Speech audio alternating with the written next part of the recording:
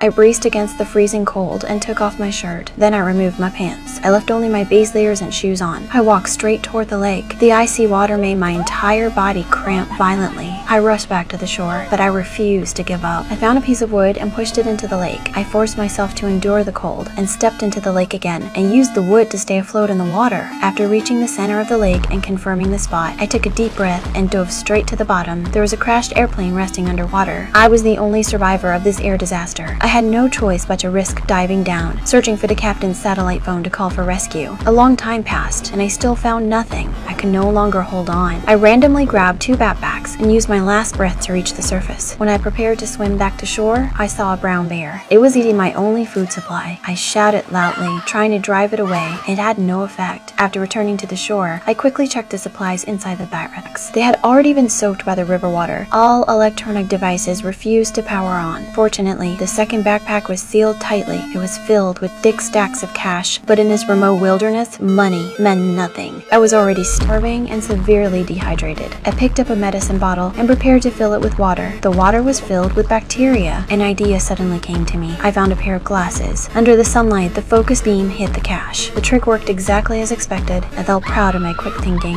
I found leftover metal pieces from the airplane and used them as a pot to boil water. I placed it over the fire and heated it. After a short while, the water inside the pot finally started boiling. After rehydrating myself, I knew the most urgent problem was finding food and staying warm, and I was already preparing my next move.